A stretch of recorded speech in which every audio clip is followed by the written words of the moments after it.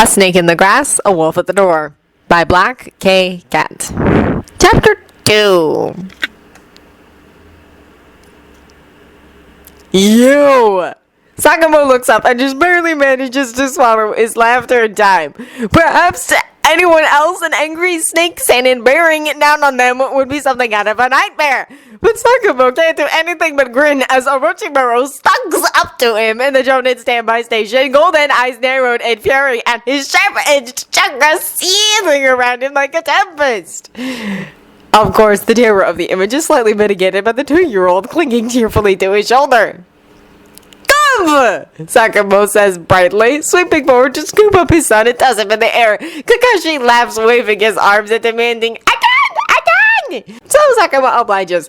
It gives him time to get his mirth under control so that it's safe to turn back to the other man. Orochimaru looks entirely unimpressed, his arms crossed over his chest and a smear of whatever Kakashi was eating earlier painted across the shoulder of his fine blue robe. Hatake, he grits out, where were you? Sakamo blinks innocently at his friend. What do you mean, Orochimaru? He asks guilelessly. Oh, were you trying to find me earlier? I'm sorry, I was probably in the forest. Dai and I were working on some new moves. He offers up a wide grin because Orochimaru looks rather like some veins are about to start pulsing and he physically cannot resist for even 1 second more. Orochimaru snarls wordlessly at him, reaching out to pluck Kakashi from his hands. The boy goes with a cheer, latching on through Orochimaru's hair the way he always does and clinging monkey-like to his shoulder. With the ease of almost a year of practice, Orochimaru ignores him, narrowing his eyes at Sakamo. The Hokage called me for a meeting, he bites out, and because you were off gallivanting in the woods, I had to endure an entire hour of Sarutobi-sensei beaming at me. He has not done that since I stopped adopting wild snakes, and I was glad of it. Now he's going to be insufferable. The grin doesn't fade. Sakamo can't force it to. You can just imagine Orochimaru as a child caring for a clutch nest pack of baby serpents, smiling down at him the way he sometimes does at Kakashi when he thinks no one is watching. It's an adorable image because the Orochimaru that everyone sees is cold and terrifying and sly, and this one is more human, more approachable. It's good. But the silence is growing dangerous. Sakamo can just see Orochimaru's hands starting to twitch towards his weapons pouch. To ward him off, he raises his hands defensively and aims for his best soothing tone. Hey, no need for that, lovely. I'm sorry I wasn't around, but that's why I asked you to watch the cub for me.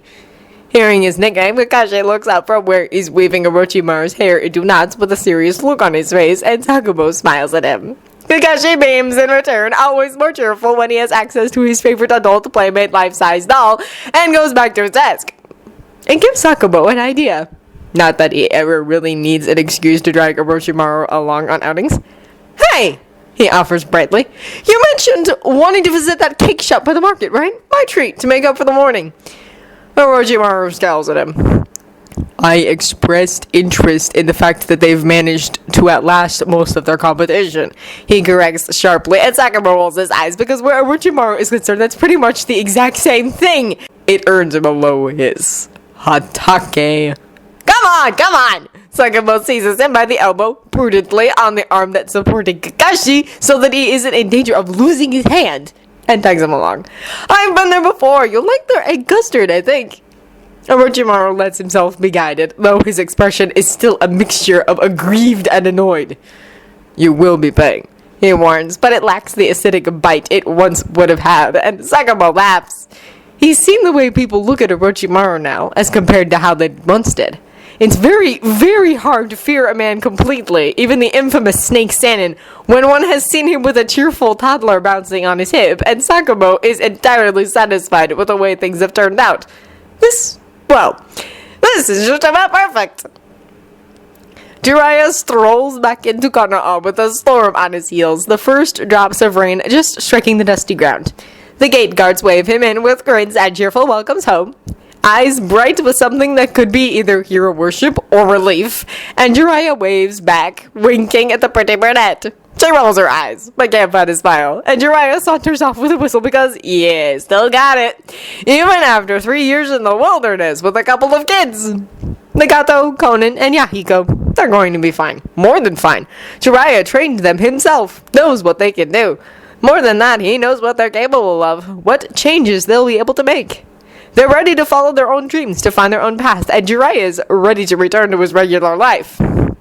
Or, well, as regular as a shinobi's life ever can be. Kanaha is still the same, he sees with vague relief. If somewhat brighter than before, there's less of a war shadow hanging over the place, and the people look happier, even as they flee the oncoming storm. The shinobi, out and about, aren't carrying nearly as many weapons as they were the last time he looked, as he and his team were leaving for Ame. Fewer weapons and less tension, and they walk more easily, no longer so tightly contained. Is good. It would be better if they hadn't left Ame a war-torn ruin full of traumatized civilians behind them. But Jiraiya pushes that thought down and buries it. He's done what he can to help, given hope to the next generation, and that will have to be enough.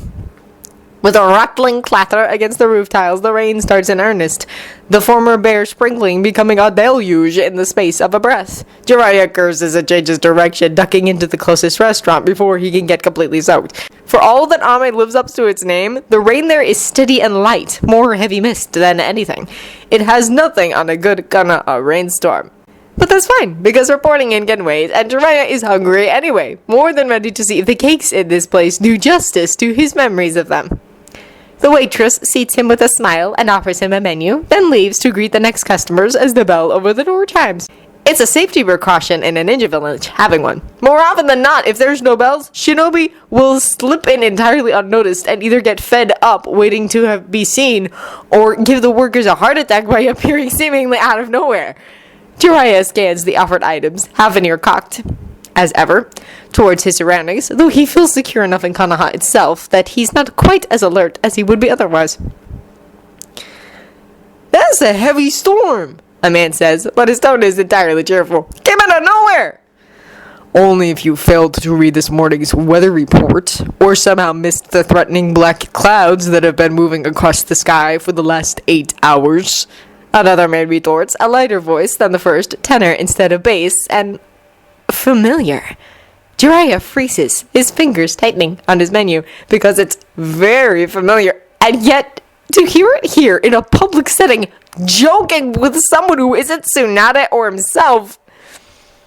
Here, take it for a second and I'll see if they have an extra towel or something, the first says, even more cheerful than before, as though the biting sarcasm in the other's words is amusing instead of disparaging and cutting.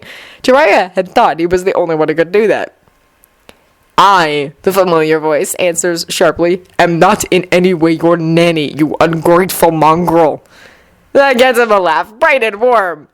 Astonishingly warm, given who it's directed at. But he likes you better than me, is the cheery rejoinder. See, look, he stopped frowning. A sigh, put upon and holding a thin, almost entirely hidden undercurrent of amusement. Well, at least he doesn't take after you in temperament. I have no doubt that dealing with 2 idiotically happy menaces would drive me to suicide. Or homicide. You know you adore us, lovely. Someday I'll even make you admit it out loud. That, too, is almost mind-bogglingly warm, and the fondness in it unmistakable, even without the slightly horrifying nickname.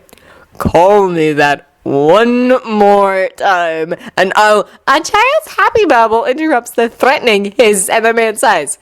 Clearly, you've inherited your father's self-preservation skills, cub. I mourn for you already. Another happy noise, more words that Jiraiya, not fluent in baby babbling, can't quite make out, and another sigh.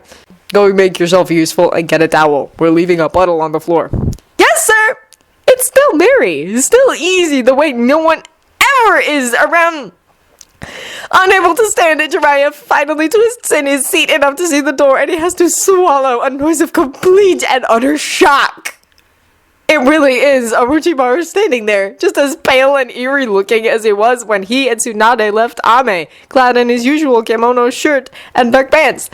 His hair is longer, almost waist length, and in his arms is a child, a toddler falling somewhere between the age of 5 months and 5 years. because Jiraiya's never had much experience with children younger than that and can't pinpoint it more precisely. With a shock of Silverhair, who's clinging to Orochimaru with rather mystifying enthusiasm. Orochimaru is watching him with a well-lit smile, just a bare tilt of his lips, but it's more than anyone but Tsunade and Jiraiya usually get. Far more, and a little unsettling. The child reaches up and latches onto one glossy strand of ribbon hair, tugging at it with a serious look. "Want?" he says. "Oh, well, I want juice." He wraps the lock of hair around his small fist and tugs again. Orochimaru winces and Jiraiya tenses, considers leaping up and saving the kid from whatever retribution is coming, but then the brunette simply sighs, reaching up with one hand to cover the child's. "Gentle," he admonishes. "Be gentle, Kakashi. We'll get you juice, I promise, just as soon as your father gets back." Jiraiya has a sudden horrifying thought. If this kid has a father, does that make Orochimaru the mother? "Oh!" the kid says again, though this time it's more tearful than demanding, and grabs for more hair. Orochimaru rolls his eyes and lets him. "I can't wait," he tells the boy, "until you're actually a fully functional person. That means that you can't take after your father, or I won't be able to hold a real conversation with you until you're in your 60s. "How cruel!" the bass voice from earlier jokes as its owner rejoins them. "Atake," Jiraiya thinks, though he can't remember the man's given name. Still slightly dazed from trying to put Orochimaru and small child together with the words tolerates a in between. It just doesn't compute. "Are you bad-mouthing me to my son behind my back, Orochimaru? That's underhanded and exceedingly devious." "Shinobi," Orochimaru reminds him, one hair shy of withering, and that's still far kinder than what Jiraiya has ever heard him direct at someone outside their team. "After almost 30 years, one would hope you would be used to such things, Mutt." Atake laughs again, free and bright, reaching out and dropping a thick towel over Orochimaru's head. Jiraiya braces himself for a bloodbath. What he gets instead is an exasperated sigh and Orochimaru tugging the length of cloth away to glare at the silver-haired man, though his hands are gentle as they start to dry off the kid. "Why do I even put up with you?" he demands. "Well, that's what Jiraiya would like to know." "Come on," Atake says lightly, taking hold of Orochimaru's elbow and steering him over to a table where the waitress is waiting. She looks aside as Orochimaru slips past her, but doesn't flinch away, and Jiraiya wonders at that, too. It's always been bad when Orochimaru is out in public. It's one of the reasons he's such a loner, has always secluded himself in his lab or the library. But this... Either the woman has exceptional nerves for a civilian, or something has managed to change. That too is a mind-boggling thought, because surely Jiraiya wasn't gone for that long. Surely. Atake laughs again, though Jiraiya missed what Orochimaru said to cause it, and reaches across the table to grip Orochimaru's wrist in a light, clearly fond hold. And Orochimaru doesn't make him let go. If Jiraiya himself tried that, he'd probably get a kunai through his hand, or at least a shuriken pinning his sleeve to the table if Orochimaru was in a particularly forgiving mood. He hates being touched. Except, apparently, by Hatake Sakumo and his toddler son, who is even now perched on Orochimaru's lap like it's his favorite place in the world. Gibbering. Gibbering madness sounds ridiculously appealing right now. Then all of this will make sense, right? Oh, the kid. Kakashi! But who in their right mind would name their son Scarecrow? Says again, reaching up and latching onto something besides hair, though Orochimaru still wins his. Oh, no, sweet, no! Orochimaru reaches up and carefully tugs at the small, chubby hand. Jiraiya can see a flash of blue stone between their tangled fingers. Orochimaru is still wearing the Tomo earrings then. He always has, since the first day Jiraiya gave them to him, and it's just as mystifying as everything else because Orochimaru is hardly one for sentiment. Gentle, Kakashi, he chides again, pulling the boy away, or you'll have to sit with your father. Atake is grinning at them, obviously amused, though his eyes are soft. I love that you still say that like it's a punishment, he jokes, then releases Orochimaru's wrist to lean over the table and distract his son. Hey, Cub! Still not a fan of sweets? That's okay, we can get you a roll or something, huh? Curry bread? You can't give him curry bread. It will upset his stomach. Orochimaru says, exasperated again. He shifts Kakashi to a slightly different position, then pulls a square of paper from his weapons pouch and waves it gently. Would you like an animal, Kakashi? The boy looks incredibly serious as he stares at the paper and then demands, Obo, make a dog! Please, Orochimaru reminds him, you must say please when you ask for something. He gets an entirely unimpressed look and responds and rolls his eyes. We'll work on that then. But regardless, he places the paper on the table and begins folding it, hands quick and deft. I don't understand the dog obsession, Hatake says, a touch of wounded pride in his voice. Wolves are our clan animal. Aren't they cooler? That last bit comes out almost plaintive. Orochimaru just rolls his eyes again. Canines are your clan animal, he reminds the older man as the origami takes shape under his fingers, and he's entitled to pick any type he wants. Just because you get along so well with those flea-bitten... My wolves don't have fleas! Those wild animals you call summons doesn't mean your son is required to as well. Hatake ups, sinking back in his seat now that Kakashi's attention is fixed solely on Orochimaru's swift hands. As someone whose main summons tries to eat you every time you call him up, you have no room to talk, he protests. Manda is opinionated, Orochimaru says blandly, which is a big understatement if Jiraiya has ever heard one.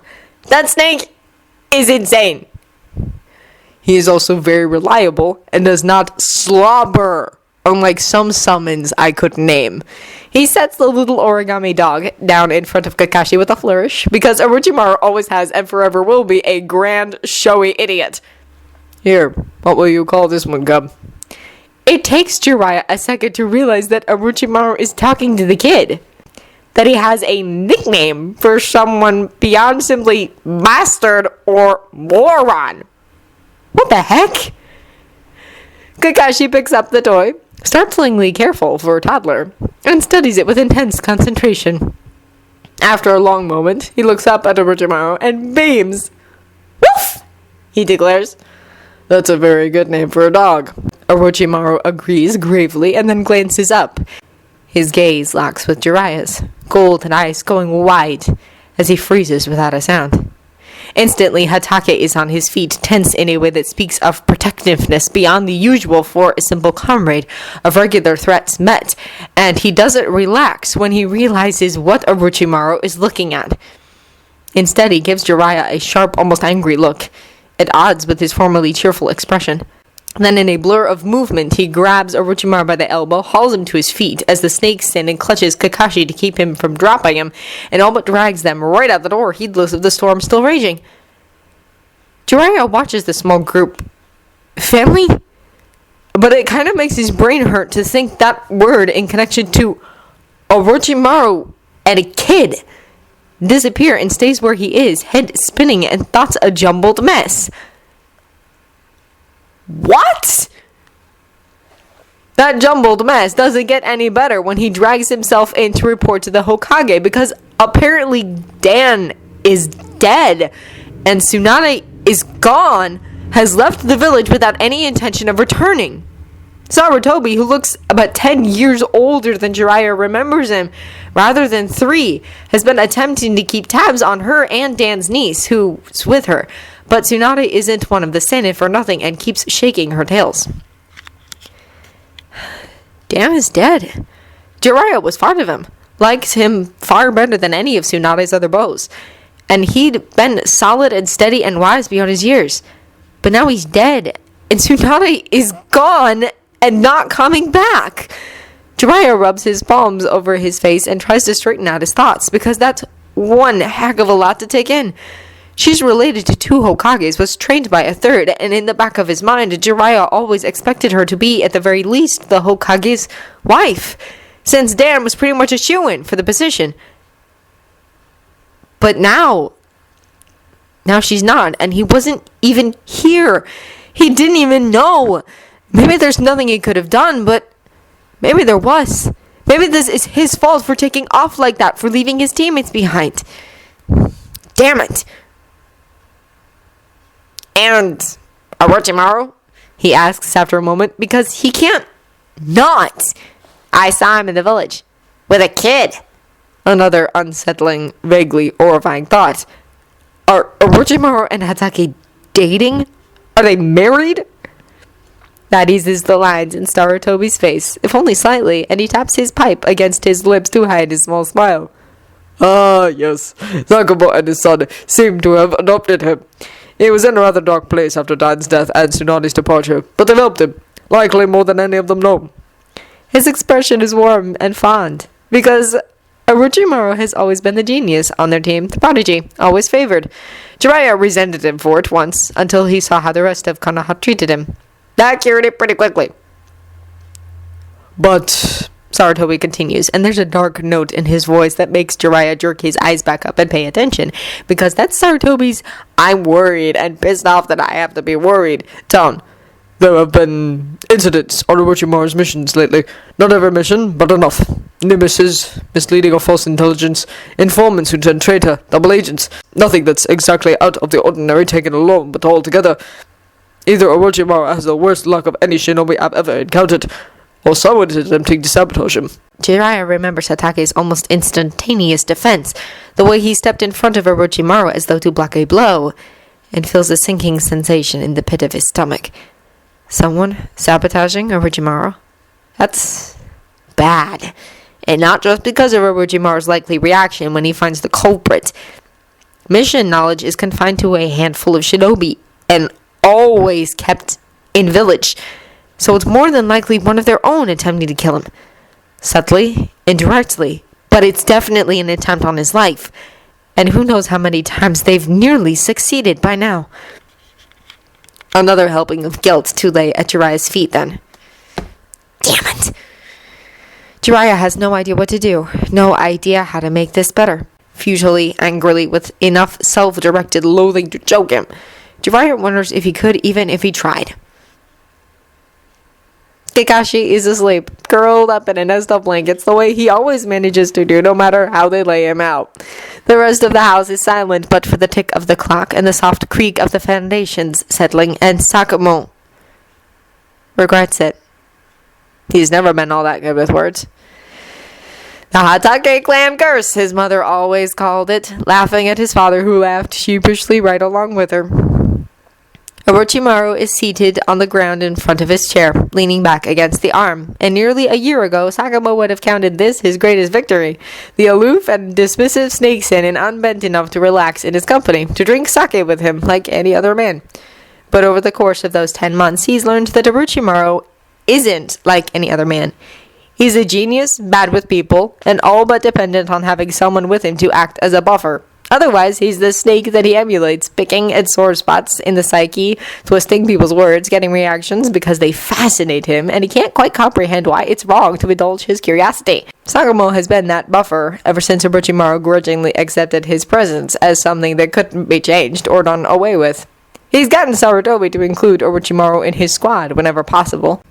Has tried to make sure their leave lines up, and that Orochimaru knows he's always pack. It's been working, he thinks, surveying the dark head turned away from him, the long fall of raven hair hiding any hint of expression. Or it had been working, and there's a spark of anger in his chest, a surge of protectiveness that the mere sight of Jiraiya could send Orochimaru back into his shell, make him brood like this. Because Jiraiya abandoned his packmate, left for whatever reason, no matter how good, and that's not what you do! Many other people, non-Hatake people, think of it differently, but Sakumo can't imagine why they would. Because surely abandonment is a bad thing, right? Surely it's not good form to leave a packmate on his own in dangerous territory. And Konoha is dangerous to Orochimaru. It's his home, but only vaguely. A place to rest, a place to eat, a place where ancestors are buried. But that's not enough, not for someone used to a pack. Sakumo had thought he was doing well integrating Orochimaru into his own pack. Orochimaru is fond of Kakashi, though he'd been at a loss as to what to do with a baby at first. But Sakumo was telling the truth when he said Kakashi liked Orochimaru better. The cub cries more often when Orochimaru is gone, won't be quieted as easily. Orochimaru treats him like a slightly short person, rather than a baby, and Kakashi, who is already far smarter than he should be at just barely 2, clearly enjoys that. He likes the Sanin's origami animals, his pretty seals, and the way he can shape wind and earth with simple movements. And for his part, Orochimaru seems to accept Kakashi in a way that's more than just tolerance, though he's yet to admit to anything resembling fondness. They're a pack. They're a pack, established and steady after almost a whole year, and now Jiraiya has returned and thrown that into turmoil. Sakamoto strangles the growl that wants to rise, tamps it down, and instead looks up as the man in front of him stirs. Slowly, carefully deliberate, Orochimaru sets his glass on the table and shifts, turning until he's all but pressed up against Sakamoto's knees. There's nothing in his expression that screams drunk, and Sakamoto has been dragged home from the bar by an exceedingly irritated snake and enough times to know that Orochimaru's tolerance is Tsunade trained and pretty much unbeatable. But this is more openness in his expression than Sakamoto has ever seen. Not vulnerability, because Orochimaru has probably never in his life been vulnerable to anything, but rawness, Sakamoto thinks sadly, raising a hand to stroke over impossibly thick silken hair. Orochimaru leans into the touch, just slightly, but enough to be telling. Enough that when he rises up on his knees, all but sliding up Sakamoto's body and then settling in his lap, Sakamoto doesn't resist. Even when Orochimaru reaches out, slides a hand around the nape of his neck, and pulls him into a slow, gentle kiss. Sakamoto doesn't close his eyes, because he knows that if he does, this will get out of hand. Already, even with all of the evidence literally in front of him, it's far too easy to imagine that the lips against his are fuller, the chest pressed to his softer, the hips beneath his hands curvier. Orochimaru is warm and lean, and the fall of his hair is a heavy silken weight against the backs of Sakamoto's hands, where they rest at the Sanin's waist. As he kisses, like it's the most fascinating thing in the world, an exploration, a challenge, a study of the unknown. Dangerously easy, then, to get caught up, to give in and do something that they'll both regret later. With a soft, resigned sigh against insistent lips, Sakamoto slides his hand up to cup Orochimaru's pale cheek and gently pulls away. He shakes his head with a sad smile and leans in to rest his forehead against Orochimaru's, feeling the long-forgotten nostalgic tickle of someone else's breath against his skin, and filling his nose with Orochimaru's scent of faint jasmine and just a touch of green tea and good sake. There's a long, grim pause, and then Orochimaru sighs too. Sorry, he says at length, as though the words are entirely unfamiliar to him. They probably are. The standoffish bastard, Sakamoto thinks, with a hint of fond amusement. But the man's tone is tense, just about to devolve into stiffness, and that's not something he's going to allow. No, he counters softly. Don't be. Orochimaru, you're my best friend. You're beautiful and smart and powerful, and anyone in the world would be lucky to have you. But I'm just not attracted to men. I'm sorry. If I was, it would be you, but... Orochimaru lays a finger over his lips, careful to keep the touch light, but at least some of the lines around his purple-shadowed eyes have relaxed. Insult to injury, Hitake, he says, though there's well-hidden amusement in the gold of his gaze. Please let me escape this incident with at least some of my dignity and self-respect intact. Sakamoto smiles sheepishly at him. Right. Open mouth, insert extra-large foot. My apologies, Orochimaru. That at least earns him a faint smile in return, the purple markings around Orochimaru's eyes catching the shadows and turning his face into something even more exotic than it normally is. It really is beautiful. And just for a moment, Sakamoto wonders if maybe... But no, that's a terrible idea. So he just tucks Orochimaru's head down to rest against his shoulder, one hand cupped around the back of his skull. It's an oddly delicate touch. A strangely intimate gesture that nevertheless has more to do with friendship than anything sexual. I'm not the one you want, he says gently, and doesn't have to be looking at Orochimaru's face to see the way his eyes narrow sharply. He rolls his own eyes, because they've been friends long enough for him to be able to tell when Orochimaru is going to throw a fit over semantics. I don't want that stupid oaf. Orochimaru huffs right on cue, though tellingly, he doesn't try to pull away. Sakamoto allows himself another smile, larger this time, because if Orochimaru can be indignant, he's going to be just fine. Need then, he allows. Maybe you don't want him, but after the last 3 years, you can't deny that you need him, Orochimaru. Not without lying. Because Sakamoto cares for Orochimaru, and he knows that no matter how tight-lipped he is on the subject, no matter how cold and sharp he is to the rest of the world, Orochimaru cares for both him and Kakashi.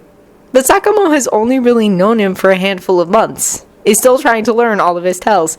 He can't know Orochimaru as well as his old teammates do, not without years of study.